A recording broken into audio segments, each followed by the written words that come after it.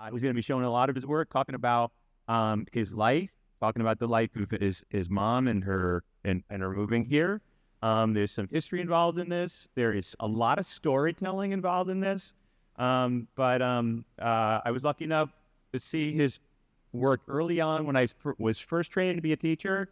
He was in grad school, and I was blown away by the paintings I saw at BU, where I had gone, where he was going at the time. So, and I was lucky enough to meet him a few years later, and he's got a lot of things going on. So he's going to explain those. Yeah. Hi, everybody. And George, I should say, George helped me to found this figurative art center, which you should all know about before I even start the talk. If anybody wants to do some drawing and painting from life and live figures, or also from still lives, and we have all kinds of workshops, jewelry. We did a magic marker drawing workshop last night, and an anatomy workshop, and all kinds of things. So feel welcome, and if you are interested in that, it's in Somerville. We have a great super discount for students. So let me know. And he was there at the very beginning. This was like 15 years ago, yeah. But now we have a great space in Union Square in Somerville.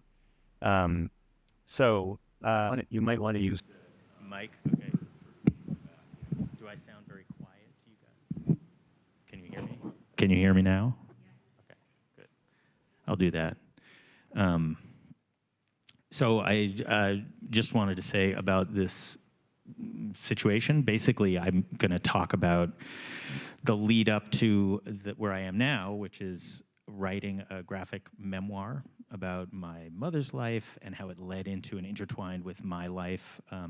She had a kind of a difficult childhood history as a refugee from Europe, and it's about, I think the theme, as you see up there, is kind of reframing the stories that you tell yourself or you've been told in life, often ones that are sort of burdensome and kind of make you feel,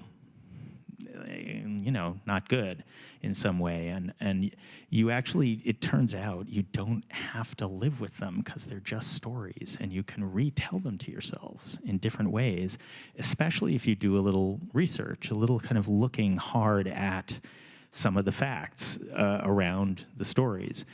And, you'll see in my case, it's not even that the facts exactly have to change, but by looking at things a little bit more closely, I was able, in many ways, to tell myself different versions of the same story that made me feel like a better person, like a person who was more valuable. And so I know that, you guys as teenagers, I know especially, we all do this, but I think teenagers especially tend to look at the worst version of any story that happens to them and, take it on as a burden. Something's humiliating, something's embarrassing, something's sad. But I just want you to have some hope, because it doesn't take long for time to kind of allow you to sort of, it's like stones in a river, all the edges wear off, and you get to see your stories as a smoother thing that you can pick up and look at other sides of, and you can reframe them into something that's a little more heroic or character building or whatever it is that you need them to be in your life without changing them. It's not like you're lying, you're not making stuff up, you're just thinking about them differently. So I'm encouraging you to have hope in that sense. So I'll just start with the first slide just to show you. I grew up in Lexington, and my son is a senior at Lexington High School. So if any of you played soccer, you might have played against him. But when I was a sophomore in high school, I met this guy's son, who was in my English class, and saw me paint a painting instead of passing in an essay. And the teacher was thankfully kind of progressive and accepted that. And but John, this friend, said, "Oh, my dad's a painter. You should study with him." So I met Paul Rahilly, and he was just this great old curmudgeon guy who grew up in the 40s and 50s in Dorchester, a very Irish, tough kind of place with just a lot of crazy stories. And he taught at Mass College of Art, Mass Art, and in the night school, and he would bring me in, and I would study drawing and painting with him, and then he'd bring me home. And it was great. And so he's been a kind of mentor and like artistic father to me for years. So that's some of his work, and you can sort of see the paint quality and stuff. And I'll just show you some of the painters that he and I both loved.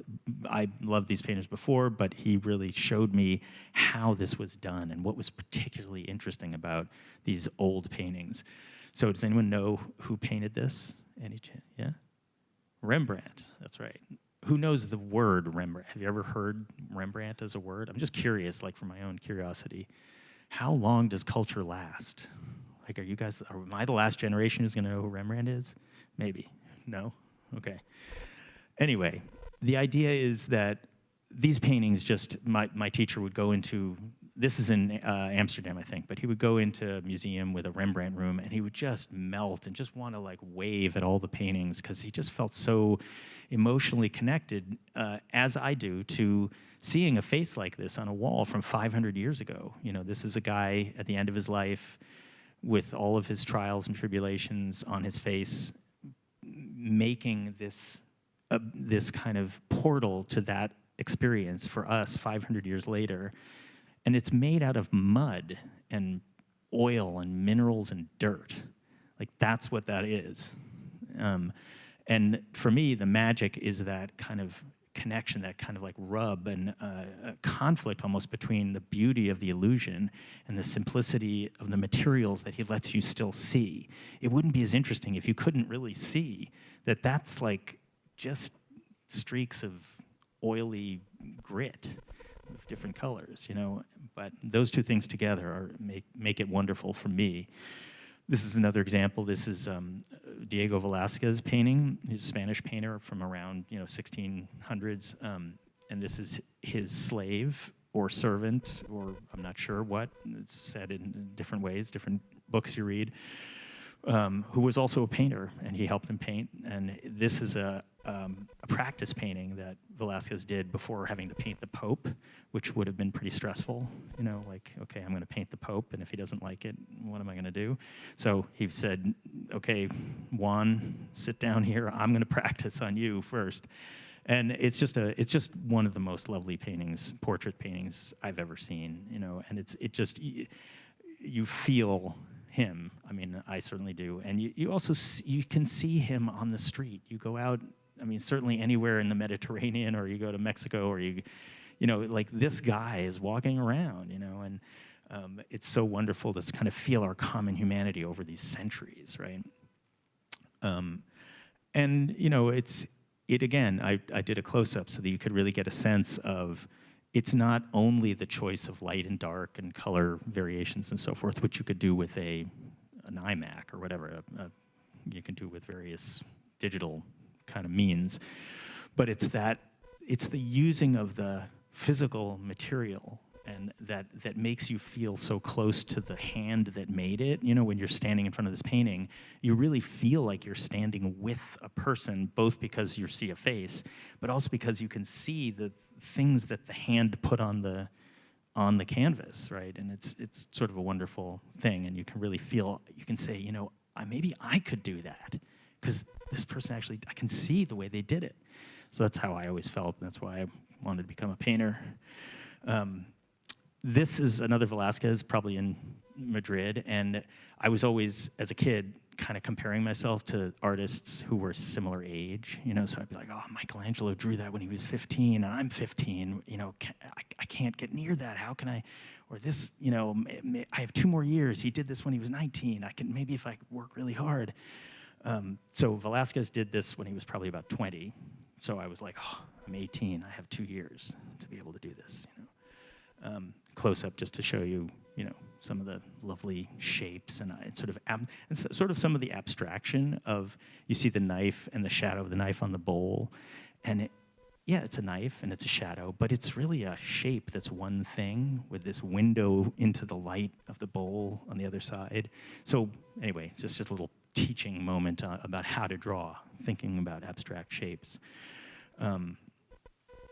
This is, I just put this up because this is a Velázquez painting that's in MFA in Boston, and you can go see it. And this is just a piece of it, but I really love this head of this dwarf who was the companion sort of jester figure for the young prince in the palace at that time. And there's a kind of, pathos and beauty to you can sense the emotion in this person's face, that they're in this life, which they probably didn't choose, having to amuse the prince, But it's also, when you look so close, you can see the fluidity of the paint and the transparency of certain areas and the opacity and how the hand made that. And so you see the artist's personality and this person's personality that was painted at the same time, and it's a wonderful thing. So I really love this kind of painting, right? But how do you do painting like this when you live in the 1980s, 90s, 2000s, whatever? Like, you look like an idiot doing painting like this. Like, there's Andy Warhol has happened, Pablo Picasso, conceptual art, digital stuff. You have NFTs. Like, it's just, why would you do this? It's crazy. You have to find crazy excuses to paint like this. Okay, who knows who Andy Warhol is? All right, that's better. Better than Rembrandt, at least, okay. So I wanted to do this. I was looking for ways. This is just a larger, that's the actual whole painting by Velázquez. It's I think Joseph's Code, it's like a biblical story. Again, a lot of these things are biblical. I'm Jewish. This is all, well, actually, that's Jewish too, that story. But a lot of these things are Christian, a lot of stuff about Jesus and Catholicism. But it's the art I love. There's so many reasons for me not to want to paint this stuff, and yet I do. What am I going to do? So these are paintings I painted in the 90s, some of which George saw. The one on the left was one of my paintings for my grad school show, I guess, thesis show.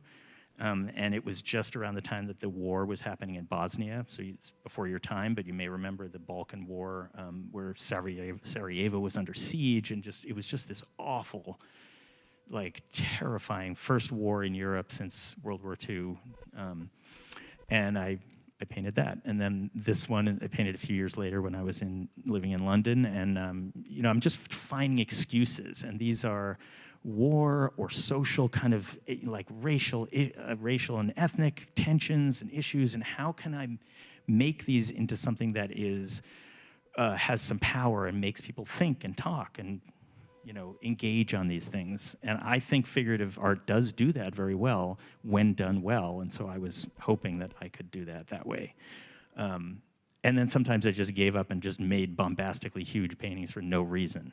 Like, this is an altarpiece, right? But it's not really, because it's not religious. It just sort of looks like could be a cross, and it could be Jesus, and it could be the martyrs and saints and whatever, Mary, and but it's not. It's just people with sneakers and modern stuff. So whether or not that works, you can actually see it in my center if you come to Somerville. So hope to see you come see it. Sports, another thing. That's another excuse, right? It's another way of painting heroic figures, because that's our heroic figures of this era, is like Super Bowl, right? People, great bodies, muscles, straining. It's like almost war, but not quite, right? And my son, soccer player, so we bonded over that. It was kind of a natural fit, It is really hard to do sports paintings, though, I will say, for all of you who are doing art. You can't hire a model who's, you can't hire Leo Messi to come sit, because for obvious reasons. And you can't find good pictures of him on the internet because he's always in a stadium if he's playing, and stadium lighting is ridiculous. It's got lights from every angle, and it's just so not like the Renaissance kind of single source lighting that I like, and that's so dramatic. These are from some photos that I found at a certain point in an archive of American photos.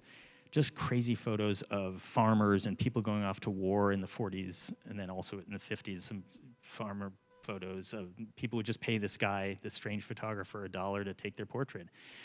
And I found a kind of trove of these, and I made some paintings out of them and just made my own backgrounds and kind of linked them with my own family history, which is a refugee history of kind of crossing the ocean from Europe to America. And but in a very uncertain way. So these kids are on a raft, and there's uncertainty, and there's a tiger in the trees over there, and so forth. But you also have to make it beautiful enough that people want to look at it. You can't make something just terrifying and ugly, because then what's the point? You have to redeem the experience and make the metaphor something that is digestible for people.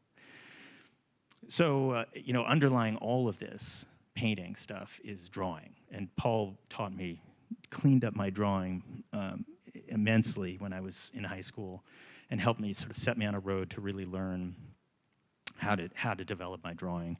And it's really, underlies every other kind of visual art form, I think. So these are just some drawings that I did. Some of them I did actually at this center where I now almost always live. Some teaching stuff on the upper left. And I had a child in 2007, which is probably around your guys' birthdays too, because he's 17. And so when he was young, I would tell him stories and, do the dad thing. And I eventually started to draw pictures related to these stories and think about maybe making a storybook, and these are just some random things. They're just tons of sheets of typing paper that I would just draw on and think of developing things, until eventually I did get a story developed that eventually did get published. And I have it here up on the front, and I'll leave a copy in the gallery as well if you want to see. But these are the first 4 pages, just to kind of whip through so you can sort of see. There's it's supposed to engage kids, and we're all still kids, so. And also, I made this a wordless book. Not that you guys would understand this yet, but if you become a parent, it can be really boring to read the same book over and over, the same words, and your kid wants the same book over and over, 10 times in a row, every day. So if there are no words, I figured you could at least kind of tell different stories and not drive yourself insane. So that was my gift to other parents. So it didn't take 6 years to write. It took a few months probably to make all the drawings in different sort of iterations, but the process of getting a publisher and getting it published and blah, blah, blah, is just mind-bendingly annoying, or it was here, and it involved enormous delays and losses of hope and regainings of hope, and then finally it was published. So it changed my life, right? I went out and bought a yacht and sailed the seas and lived happily ever after. Did it? No, it did not. Nothing happened. You can write a book and not much happens really. So many books come out. So I thought, okay, I have to write a lot of books. You got to just do this over and over. That's what I was told as well. So I tried to do that. And I started on another sort of sequel in a way. I mean, it's got my son in it and a neighbor kid, and they're supposed to be brothers in this scenario. And this doesn't really matter what the story is, honestly. I'm just going to show you a few pages of it, and it was never really finished. But the idea is, I did all this work, and then I showed it to the publisher, and they said, yeah, no thanks. So I started to do another kind of thing, which is I came up with a character, which is the girl with the red dress, who I named Vera after this. I just like the name from a detective show, British detective show I like. But it represents and came from photos of my mother when she was little, when she was still in Europe before the war. And she just had crazy hair and would wear these sort of frocks and just looked kind of lively and fun. And so I sort of took that and ran with it. And she became kind of the character for a lot of these children's stories. And I probably have 8 or 9 stories that involve her. So there's like that, and there's these not colored yet, but this is part of another story where she goes to an island and loses her cats and has to find them, and da-da-da-da. And that was fun, but those were also no publishers were interested in that. I had an agent who would shop them around and show people, and it's just, they weren't quite working. The stories weren't quite working. I'm not really a good storyteller. It's just not my thing. That's why I paint big paintings, is because you can see everything in one shot. Everything's there. with a painting. With a story, you got to remember what happened in the last page, and like I don't have a good memory. I can't. It's not my thing. So doing this kind of storytelling is difficult, and I'm learning how to do it in sort of years and years of self-teaching. So they didn't really go for those stories. I still think there's some good stories in there, so maybe, who knows. But I did have this other large story to tell that was kind of like looming over my whole life. And my sister and my wife and a few other people and my agent said, look, just tell the story of your own mother's childhood and how that affected you in your own childhood, because it's a kind of a goofy, it's got humor, it's got, car chases and not really car chases, but, excitement. And so I kind of said, okay, fine, I'll try that. And I didn't really want to do it because it's kind of like looking at a photo album of your worst days and your family's worst experiences over and over and over and just living in it. Why would I want to do that? I want to get away from that and like go forward and just eat sushi and, watch detective shows and stuff. So, but it was a real story that I had, and so I kind of delved into it. And as I did that, I realized I kind of needed help. I couldn't really do it alone, and so the obvious choice was to have Vera, this character I'd made, who was in fact my mother, came from my mother, kind of lead me through, or accompany me through this telling of this story. So this was one of the early drawings I did of that concept, and she's kind of like leading me into the doorway to Vienna, or to the past, right? And she's like, come on, you can do it, come with me. So this is what I found, in a way. On the left is a picture of my uncle, who died at 92 in 2019. And this is him at age maybe 4 in Vienna on his apartment balcony in Vienna. And they were wealthy, not wealthy, but like well off. Dad was a dentist, was doing very well, kind of affluent, had a cook, had a maid, had a governess, et cetera, et cetera. And I'd always seen this picture around, and I was holding it up, and I went onto Google Street View to kind of see if I could find their apartment. And I was, poking around. I found the address and looked at it, and I kind of scanned up the building, and I saw the same railing. And it's kind of hard. I mean, I don't know if you can imagine, but the hairs stand up on your back of your neck when you see this thing. This person who you just saw, he had just died, and I was looking at the picture of him when he's 4 with these perfect railings, and now I'm looking at a picture of now on the computer of something that exists that is the same metal, but it's now corroded, and it's kind of got this piece of something on it, and the windows are updated and so forth, but it's the same design. I hope you can see that. And it's just it's kind of affecting, and really brings history home, how short history is and how things last or don't last. And that happened a number of times with my mother in a certain place, and I would wander through the Google streets of a town, and suddenly I'd see the same scene that she was standing in 80 years earlier without her there, obviously.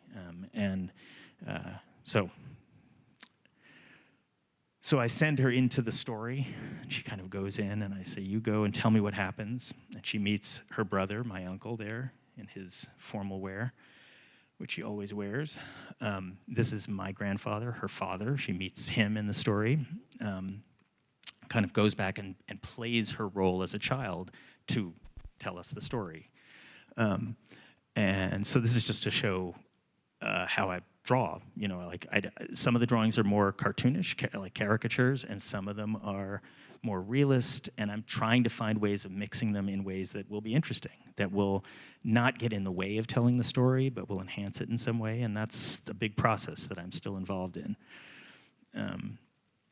So this is one page, and it just kind of, I wanted to show you this one page because it's one of the moments that really talks about, the reframing that I was talking about. You have a story that's kind of, that just annoys you and it makes you feel bad, right? And you've just lived with it. And sometimes you haven't even thought about it for years. It's just sort of something that is running in the back of your head about your family, about your, your forebears, your own life. So I had always been told that my grandfather, under very difficult circumstances, had committed suicide to kind of, because he just couldn't take it anymore. He just couldn't face the fact that the Germans had come in and ripped away his life. He was not allowed to teach, to practice, to have patients, to make any money. He had to register every belonging and every asset that he had. He couldn't go anywhere. There was no one who would take him in. He was just, at a certain point, he was waiting to be arrested by the Nazis, right? And so the idea was that he just jumped off a stairwell and killed himself. And that just always kind of felt disappointing, or just hard for me. And as I was doing this story, just more and more circumstances kind of became clear about what it was like in Vienna at that time. And I realized that just saying that thing and living with this sort of simple story, which bothered me, was not something I had to do, because I could take some other circumstances and make another story out of the same facts. He maybe was depressed, and maybe he was walking through Vienna, but maybe some police or SS or Gestapo came after him, and he knew that if they caught him and arrested him, his wife and kids would wait in Vienna until he might be released, which was happening. Men would be arrested, and they might be held forever, or they might be released in a month, or they might be released in 7 months, or whatever. And so he knew that if he was arrested, he would be endangering his family, because they would stick around and everyone knew what was coming. So he knew they wouldn't survive. But if he jumped, he would free them, because they wouldn't have to wait for him. They would know he was gone, and they would just leave immediately. So that's the story that, in some sense, it's not that I'm choosing to definitely assume that has to be the way, but just even the possibility that there was some other extenuating circumstance that makes him feel more courageous, and like a self-sacrificing person, makes me feel different about myself, So that's the sort of moment of that happening. This I'm just putting up because I just kind of wanted a background so I can just tell the general story of the exodus of my family from Europe to the United States, if everyone is interested. Who's interested in hearing just the general story? One or two? Okay, so I'll tell it relatively fast. And so these are just, like a very small sliver of the number of drawings I've done. I just kind of put a bunch of random ones together so you can see how much drawing there goes in. Most of that's not going to be in the book. Some of it might be. Some of it you can see were stuff that I haven't showed it yet, but some stuff is even maybe in the gallery. You can look at it later. And so the story of my family, just the way that I heard it quickly, is they lived in Vienna. They were affluent. They come from various poorer or not so poor Polish families to the big glittering city of Vienna, which was like Paris or New York. It was like the center of the universe for that world for the last 200-300 years, head of the Habsburg Empire that just ruled the entire region. So you went there if you wanted to be anybody. And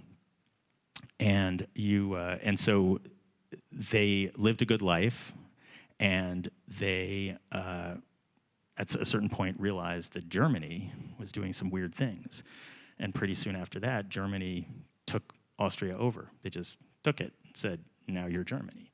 And most of the population just welcomed them. The Jews did not, because they knew what was happening to Jewish people in Germany already.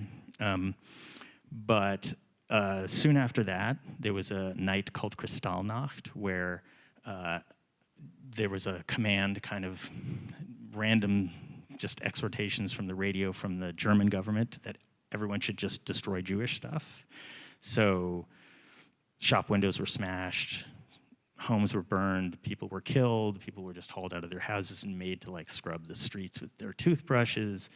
The synagogues were burned, and the fire department and police were told to just watch, and a lot of people were arrested and so forth. And so that was kind of the beginning of, in some sense, what we think of as the Holocaust time. You know, that was the first big pogrom, and that was just after my grandfather had died, and so my grandmother and my mother and her brother, who were 4 and 10 or something, were just clinging to my grandmother's skirts while people ransacked their apartment and just took everything, threw everything around, and, you know, pointed guns at them, smashed their windows, and they knew they had to leave after that point. But how do you leave? Like, there's people who came into their apartment, took their passports that they had just gotten. So it took them about another 6 months to get new passports. I still don't know how my grandmother, who was just totally shell-shocked, like her husband had just died, everything had just been robbed from her house. She couldn't have there's no help. But she got new passports somehow, and they got visas to Cuba and tickets on this boat called the Saint Louis, which became kind of a famous boat, and there's been a bunch of movies made of it. You can see the first one was called The Voyage of the Damned, very dramatically. And they got on this boat with these supposed visas, and they got to Cuba in a few weeks, and Cuba didn't let them in. They just decided, these visas aren't valid, you can't come in, turn around, go back to Germany. And of course, going back to Germany meant death, right? So the captain was not going to do this. He was a good man, he wasn't a Nazi, he treated the passengers on the boat as though they were first-class passengers on any kind of like cruise. They had caviar, they had champagne, whatever they would normally give to people on this boat, which was a really fancy boat. And people had spent they'd just spent crazy money on getting on this boat because you weren't allowed to take anything out of the country. So you could take $20, I think the equivalent of $20 out of the country. So whatever money you had was just going to be given away to the Nazis. So you may as well spend it on tickets, first-class tickets and caviar. So they were sent out of Havana Harbor, and the captain said, "Okay, let's head for Miami." And they radioed the U.S. and said, "We're a refugee boat. We have 1,000 Jews on board. They're going to be killed if you don't let them ashore. Can we please come ashore?" Guess what the answer was? No. Of course, right? It's the beginning of the immigration problems. No, maybe not the beginning, but part of our general immigration woes. So they had to turn back, and they were all pretty upset. And people jumped off the boat. One guy had a heart attack and died, and it was like attempts at suicide because they all knew where they were headed. But halfway through this trip back to Europe, the back channels diplomacy with this Jewish organization and the various governments of a couple of countries arranged at the last minute so that these 1,000 people could go to some neutral countries that weren't controlled by Nazis yet: Belgium, Holland, France, and Britain. And my grandmother and mother and uncle were assigned to France, so they went to France. And you'll see a couple of pictures of that in a minute. And they waited there. They were paid to live in a hotel. They were fed. It was okay. It was not home, but they were surviving okay. The Germans were still in Germany. And they were told, they were told at a certain point they got a letter saying, "Your visa for America is ready. You just have to come to Paris and pick it up, and then you can go to America," which is what they wanted to do, and they had applied years before for this. So they went to Paris, and as soon as they got to Paris, Germany invaded France, and bombers came and bombed Paris, and the U.S. embassy closed, and they couldn't get their visas, so they had to go back. So they went back to this tiny town, and after a week of just trying to figure out what to do, because the Germans were coming, the Germans arrived, and they were just in the town suddenly, and they stayed in the hotel. And so they had these like Gestapo officers, we see in the movies with the hats and the things and the, whatever. And they were eating dinner next to the Jews. There were 17, 18 Jewish refugees in this dining room, and who knows, whatever number of like officers drinking and eating next to them. And they didn't know they're Jews, right? They thought they're French people. And you have my mother who's 4 and speaks German.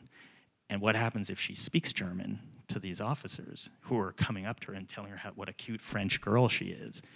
If she says something German, that's it, right?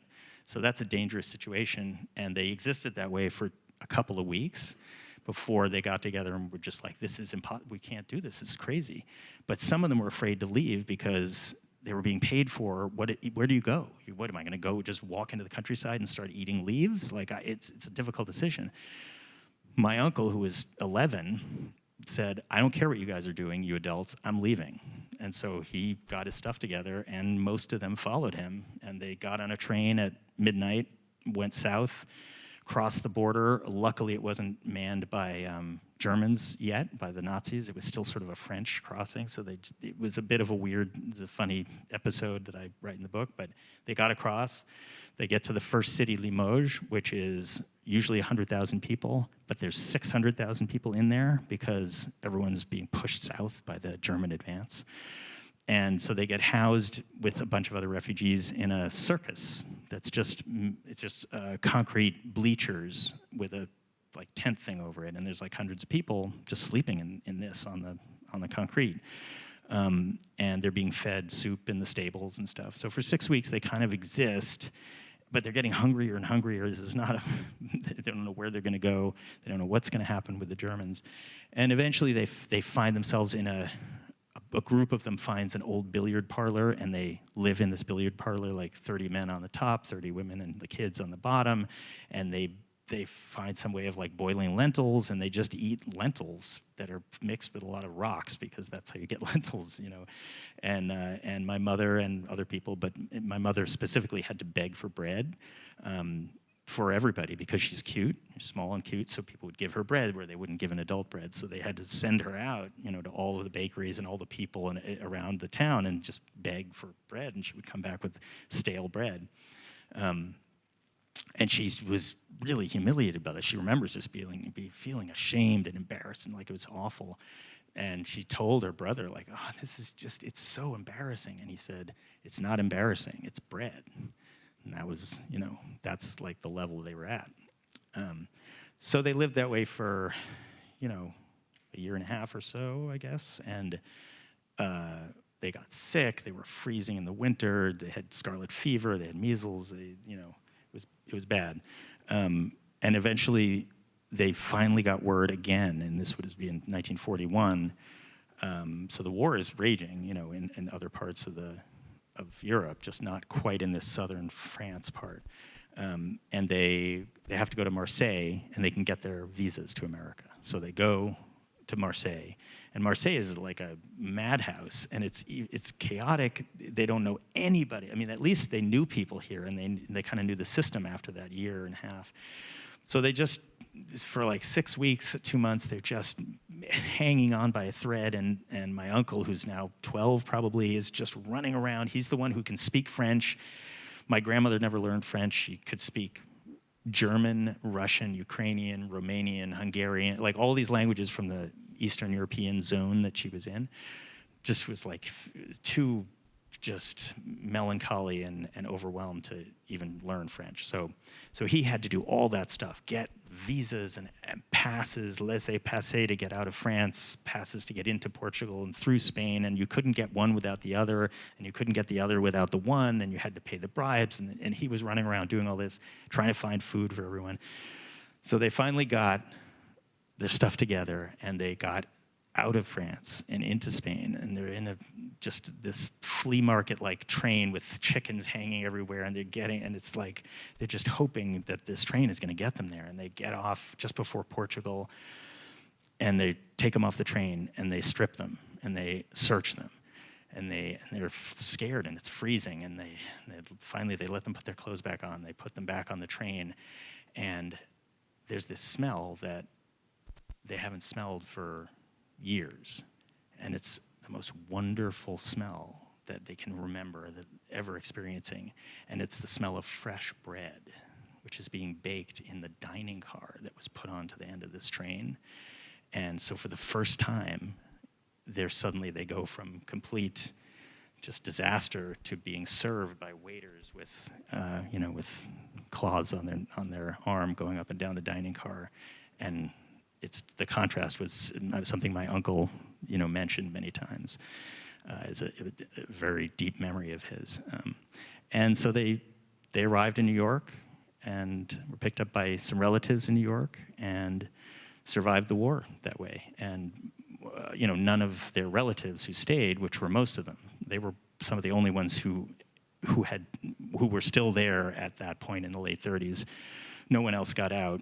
So there was a letter that came in the mail, maybe 2 years after the war, with just 25 names of all of their relatives and where they had been killed, which concentration camps, et cetera.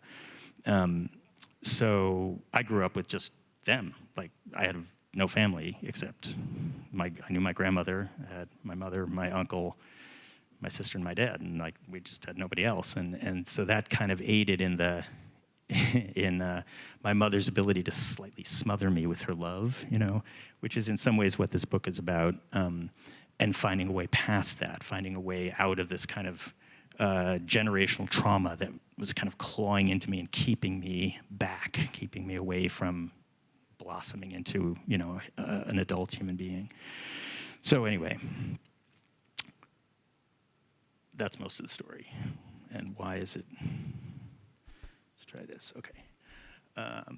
So I'll just show you some of the spreads that I've been doing. This is like where it's hopefully going is this direction. You can see it's still not totally finished, but these are just some spreads from around the time when the boat gets to Havana and isn't allowed to dock. And these two, this one and the next one, aren't there, but you can see some of them in the gallery if you want to read them more. But really, you'll have to wait 10, 15 years for me to finish this book to read them. So when you're like 30, you can read the book. But just to show you what I'm heading toward. And I have myself in the book as a kind of an adult as well sometimes. And this one's upstairs in the gallery. Does anyone know the comic Tintin? Okay, cool, yeah. It's just super fantastic. And these, I get a lot of my inspiration. I mean, if I could make a Tintin comic out of this, I would. But I have certain constraints on me that's not allowing that. So there's seeing the lights of Miami and not being able to go. And then being sent back to France, and there's the actual cable, at least one of the cables that states, 4 countries are taking you in, and that's how you would have gotten, that's how the ship radio operator would have gotten, Morse code or whatever cable technology they had to get to a boat in the middle of the ocean. And then they end up in France. And here just is the last one I have that's semi-finished that I'm going to show. They're in France. They get word that they can go to Paris to get their visas. So they go to Paris. They get a hotel. They go to the American embassy, and then this happens. So they can't get their visas. They have to go back.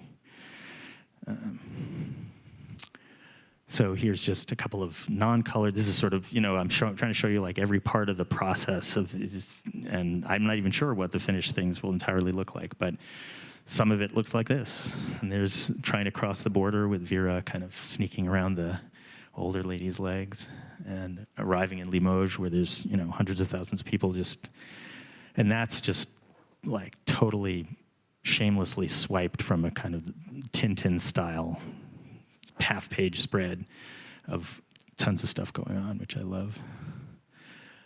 So then that's her story, and my story comes in, and it's going to be interweaved in certain senses with parallels sort of made, but there's me being born, and there's some showing my mother's kind of struggle to become a scientist in the 50s, 60s, really, when it was very difficult there weren't a lot of women doing this, and she had to deal with a lot of just masculine stubbornness and so forth. And she was very stubborn. And I think the funny thing is, and the thing that, one thing that sticks with me is that last panel where she would read books and she would insist on switching the genders of any kids in a kid's book. So if it said the boy played with the truck and the girl played with the doll, she would switch the gender. And if we had a babysitter, she would insist that the babysitter always read to us with switching those. So that was her. We went then notably to England they worked in England for a year, and so I went to school in England for a year. And that was an amazing experience, and it brought me closer to Europe, which felt weirdly familiar, and it was like, oh, I don't feel that American. This feels better to me. And yet all my classmates thought I was a super amazing person because I was American, and I didn't feel American. It was a very odd sort of experience. And then many years later, that was when I was 10, 11, and then here I'm 26, 27, I go back to England. And this is after a lot of history that you haven't read and I haven't told you about, but really trying to finally make an attempt to make myself into an independent person away from this caging love and difficulty of having my parents' overarching support and kind of interference. So I go to England and I find a studio and I have all these experiences but during that time, it sounds fun, and it was fun, but it was also incredibly anxious, and I would just have panic attacks because I didn't know how to function by myself, and certainly not in a place where I had no connections. It's much harder than you think to sort of remove yourself from the place that you know and just go to a place that you don't know, where you don't know anybody, and you're not working there, you have no institutional connection, you're just there.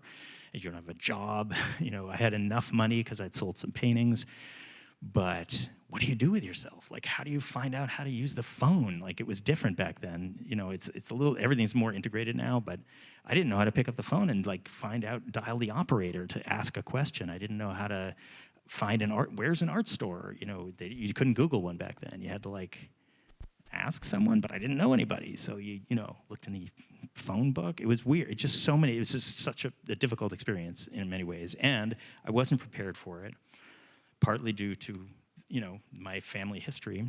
And so I got sicker and sicker and sicker until I finally collapsed. And I'll leave you with the last page, which is kind of the first page of the book. And I apologize because it's sort of a gruesome scene of me being cut open. But, it just shows that this trauma, this generational trauma that kind of, if you don't address it, if you don't rewrite the story for yourself, if you embrace and allow the traumatic kind of psychology that we're all, in some ways, there's trauma in all of our pasts, either our own or our parents or generations ago or whatever it is. If you don't kind of take the time to work through that and look at it and try to reframe it for yourself, you become a victim of it. And that victimhood can be serious. Like, you can really feel terrible about yourself and just end up sick. And so I, almost died, came back after not eating or drinking for 6 months at all with a intravenous nutrition thing in me. And ever since then, that's been my recovery from that point, from that low point. And this book is in a way an attempt to kind of deal with that and help me recover and help me not pass on that trauma to my son, and to the next generation. Just let's stop that now. Let's have compassion and have understanding for all the stuff that my mother went through and that then she put me through, rather than reenacting it. So this is just the last slide, and you can read it if you want, but it kind of tells where the title of the book came from, which is from a talk by Thich Nhat Hanh, who's a Buddhist monk and compatriot of Dr. Martin Luther King and civil rights activist, a refugee from the Vietnam War, and just a wonderful speaker, very, very beautiful voice to listen to, very calming. So if you need a calming presence, you can look him up. But in one of his speeches, he said, "Understanding is the other name of love." understanding for the generations that went before and all of their trauma, and trying to have compassion for them as though they were you, and having compassion for them heals them, even though their stories are in the past, and through healing them, you heal yourself. So that's my hope for this book, and that can be the end of the talk. So thanks.